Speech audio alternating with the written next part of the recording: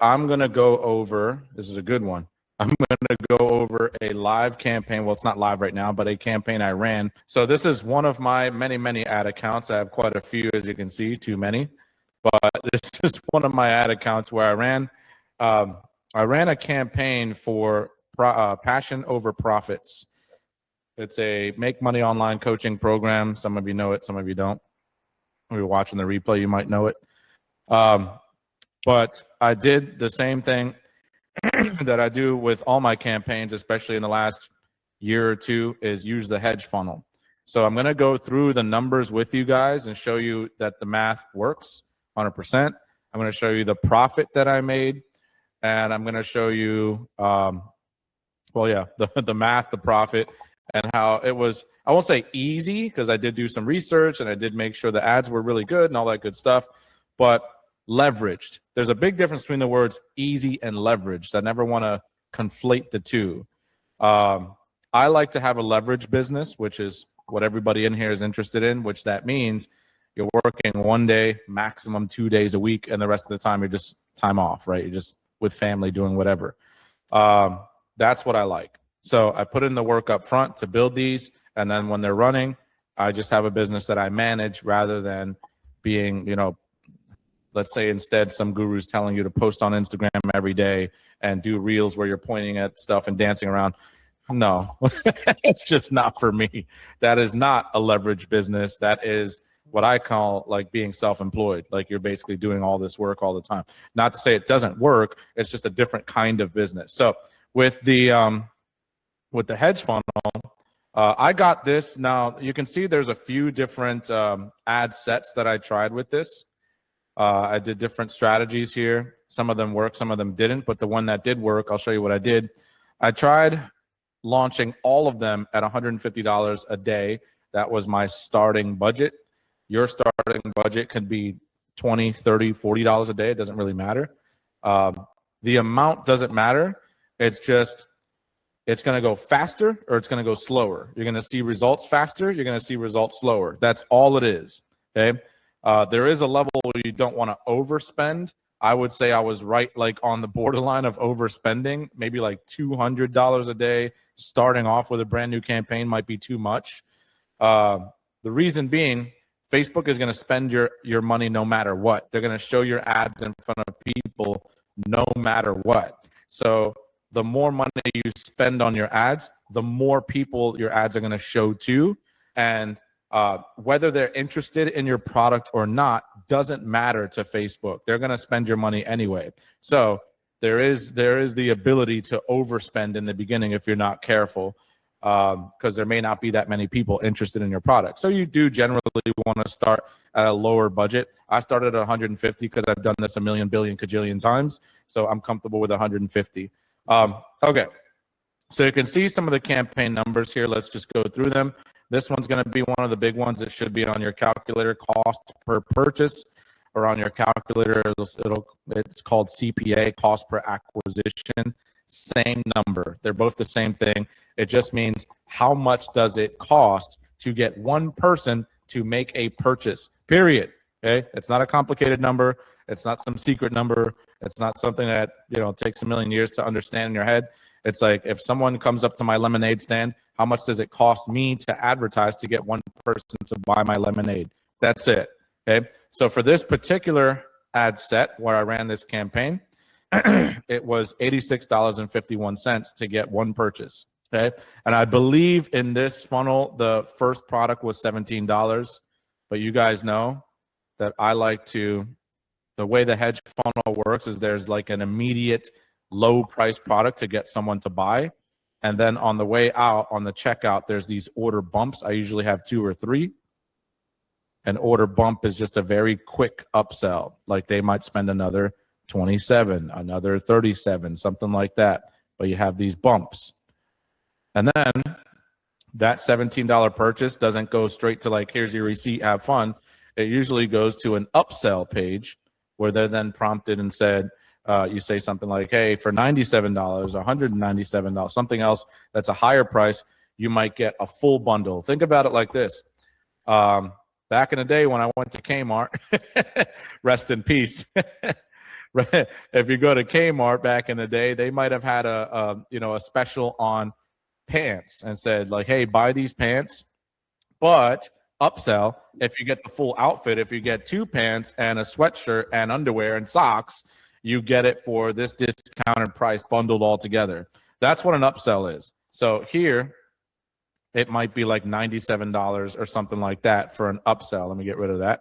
So that's the way the entire hedge funnel works. So this $86.51 is just to get that purchase. But if your mind is immediately thinking, oh, but the product is $17, that's just to get them in the door.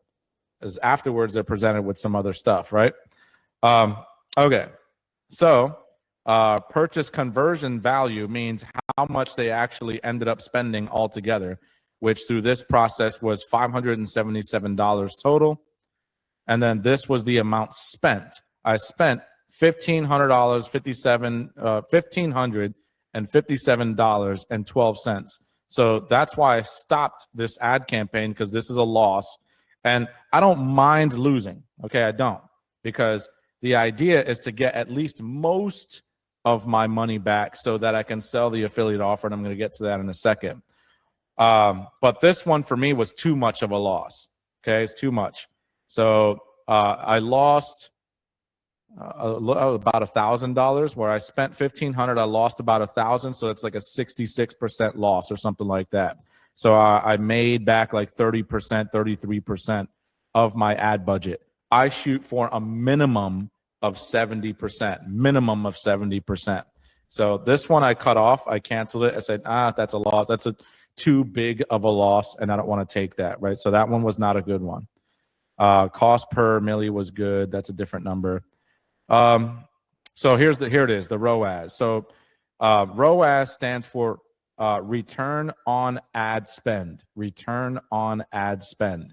So Facebook will actually calculate that number for you. And you know how I said I like 70% or more? Well, this one shows me right there, I only made back 37%, or shown as a decimal 0.37 on my ad spend. So if I spent $1,500 some dollars, I only made back 37% of that ad spend. To me, that's too low, so I immediately cut it off. Mind you, I sat back, I waited a week or so, I went on and did other things. It's not super important to me. I'm not like gonna die if I don't turn it off right away. Also, sometimes with these ad accounts, you wanna make sure that you let it run long enough so that you can make a decision. So that one, granted, maybe I let it run a little too long, but I just wanted to spend time with kids and stuff. So it is what it is. But anyway, so I tried different ad campaigns, and they all ran at the same time to kind of see which one would be the winner. Let's analyze another one here. This one looked a little better. You can see that the cost per purchase, so the cost that it took me to get somebody to buy, was $47.11. So that was a big improvement over the $86.51. I was able to get someone to buy from me for half the amount of this other campaign. What changed? Just a few tweaks. Just what countries am I showing in? Maybe the ads are a little bit different. Just a few tweaks here and there. And look at the big difference between the tweaks, okay? This stands for, CTR stands for click-through rate. That means when someone sees the ad, what percentage of those people actually click on the ad. And notice how it doubled, okay? It used to be 1.08%. It's fairly low. And then in this campaign, it's 2.37%, much better. So it doubled just with the new ad campaign. Let's see here. So the amount of purchases over the lifetime of this campaign, $411 was the amount that I made. And then the amount spent, a lot more favorable here, $471.10. So I lost a tiny amount on this one compared to the first one, definitely. Okay, and you can see the ROAS, return on ad spend, is 0.87 now. So now I made back 87% of my ad spend. I want you guys to think about this clearly, because like we haven't talked about the affiliate offers yet. We haven't gotten there yet. Forget that, right? My whole goal with the front end funnel, which you all have or will have soon, is to liquidate my budget. I don't want there to be, okay, at the beginning of every month, I've paid the rent, I've paid mortgage, I've paid whatever, I paid my main personal expenses, and this month I have $500, $1,000, whatever amount of dollars you have towards ads. Okay, cool. This is how much I can spend where I'm not like going to be out on the street if it all fails, right? So that's just what you decide. And then in your mind, you think, okay, worst case scenario, I want to make sure I get back 70% of this, but that's not the end, right? Don't think in like the end in mind, like, oh my God, I only made back 700 out of my $1,000 investment. No, what you did was you spent $300 to get buyers. These are buyers. So these website purchases, there was 10 of them on this one. These are people that have already proven they have a credit card. They have, they're ready to buy the product. Now, buyers, and you can research this with ChatGPT or whatever you want, buyers are 10 times more likely to purchase again in the future. The hardest decision someone ever has to make with their credit card, debit card, money, etc., is to make the first purchase. They don't know you. They don't know your brand. They don't know your company. They don't know who the hell you are.com. They don't know any of that stuff. But once they make a purchase, right, they've crossed that threshold. Now it's like, okay, I'm deciding I'm going to go with this. And as long as there's not like some, hey, I got scammed, this is horrible, right? You got everything set up. There's no refund request, something. That means they're satisfied customers. They enjoyed it. Okay, they like the product, whatever. Great. So that means if you try to upsell them or sell them another thing, they are 10 times more likely to buy that thing than they were before. So Dan Kennedy, who is an old school marketer from way back in the day, I don't even know if he's still alive. And if I say he's dead, I'm going to be wrong and like, oh, he's alive. But he was marketing and selling and info products, cassette tape CDs, like way back 70s and 80s through the mail. So he did this exact same process in the mail. He would send out flyers and letters and all this stuff and say, hey, if you buy my sample tape, maybe he'll send out like a low ticket for $1 only, then, this is my special deal, special bonus. They might buy it for $1. The next few mails that they get the cassette tape. They love it. They get upsells, right? They get some, hey, do you want these order bumps, upsells as well? They get that, right? And so then he might have a high ticket offer. Hey, since you bought these things, do you want to come to my seminar? It's only $1,000 and you get to stay at a hotel or whatever. He found that the people that he sent that seminar invite to cold, meaning they didn't buy anything before, they'd go, screw yourself. Are you crazy? $1,000. Who is this person? That's too much of an ask. It's too high of a threshold. Versus when he would send that mailer out to his buyers, the people that, even if they spent $1, they would say, oh yeah, that sounds like a good idea, because they're familiar with his product. They've had an enjoyable experience with his stuff. So now the ask is, it's 10 times more likely that they'll say yes to the $1,000 hotel stay and the seminar, right? So he has a famous saying. He says, a buyer is a buyer is a buyer. It's a stupid saying, but it's a real saying. He really says that all the time. He's more concerned with, let me figure out how to get buyers in the door, and that's what I build my business on. He does not like freebies and lead magnets and all this stuff that goes on the internet nowadays. He says, let me turn somebody into a buyer as fast as possible, because those people are going to be worth a lot more to my business in the future. So that's the goal here. Even though I lost on this campaign 13% of my budget, I didn't care because I got buyers for very cheap. That's the idea. Okay. Now the next one was a very successful campaign, so much so that I started turning up the dial on the budget here. You can see that the budget is different than the other ones, $330 a day. Well, I didn't start there, right? The idea is I started all of them at $150, but what you see is the updated version. I got it all the way up to $330 a day. I kept bumping it up, 20%, 15%. I just kept bumping it up. So once a week, I check in. Hey, this campaign is still successful. It's still working. Bump it up a little bit, a little bit, a little bit, until I just decide to turn it off. So, so with this one, the cost per purchase was insanely low. Fantastic. Only $35.08 every time someone decided to buy the product. That's really low. That's really good. Then you have a good click-through rate, not as good as the last one, but good enough. And as we go over, slide over a little bit more, and see the amount of purchases that were made on the front end. Remember, this is just tracking the front end. $3,931 was spent in total from all the purchasers, all the buyers. Okay.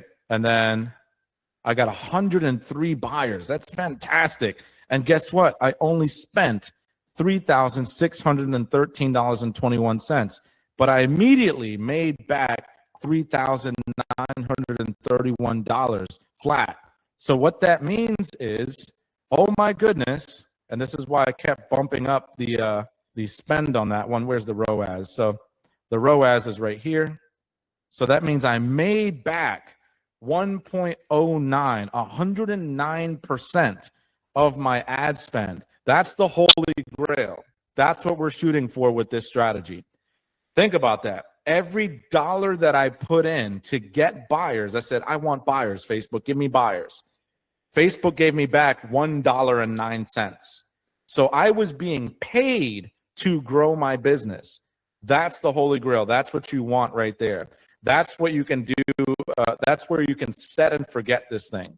Okay. So I know that I ran this for, I can go to the other campaign, which was decent. This is another one, but you can see it didn't quite meet the threshold. It didn't quite get to that 70% back. So I cut that one off. So I kept running this one because this one was working really well. Right. So I said, well, let me just increase the budget and spend all my money here. Now, after I spent in total, maybe 5,000 or so over the course of 3 months, my total I came back with, and I'll show you some examples here of like all the win posts and whatnot I was getting from this program. So you can see I was making back some high ticket sales. Because remember, a buyer is 10 times more likely to buy another offer, especially like a higher ticket, $3,000, $2,000 I was selling their product, right? Per Passion Over Profits. So here's a snapshot from June 1st to August 31st, okay, in my Stripe account that was connected at that time. You can see I made $23,358.98. And not to mention the previous period where I was doing a different campaign, I made $35,240.99. So this is over a 3-month period of running the ads. This is over a 3-month period of running the ads. And mind you, here's the important part. This Stripe account is tied to Passion Over Profits. So this is all profit after I spent the money on ads up front. So just always think about, you have a front end, okay? That's a separate campaign that goes to, that's a horrible square, by the way, the back end, which my back end was Passion Over Profits. So that's what I made on Passion Over Profits. I ended up being their #1 affiliate, and everybody in there who's doing like, you know, TikTok dancing and posting all over and all that stuff, they're going, how did you do that? How did you do that? How did you do that? And here I'm like, well, I didn't do any of that stuff you're doing. I'm doing ads. And they're confused as hell because they don't understand this strategy. They're trying to run ads straight to a Passion Over Profits. No, no, no, no. Get buyers first so that you can not risk your ad budget, right? You try to get all of your money back immediately. Then you send out emails. Then you send out, just like Dan Kennedy used to do, flyers and invites. Hey, do you want this upgrade? Do you want this new thing? And it looks like this now. This is the updated version. I still like the low ticket to the upsell. This is what gets back my ad budget. So the idea is hopefully that means I spend $0. You saw some real life examples there. Sometimes I break even, sometimes I don't. But the ones where I don't break even, I get some of my ad spend back, and then I just cut it off. I say, okay, that's a loss, but it's not a complete loss. Because here's the cool thing. Even those ad campaigns where I did lose some money, especially the one that was like, I only made back like 30% of my spend, I still got buyers. The key here is to get buyers, okay?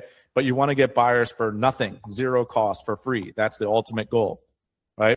So when you do hit that momentum and you start getting free buyers, turn up the ad spend, turn it up as far as your credit card company will let you turn it up.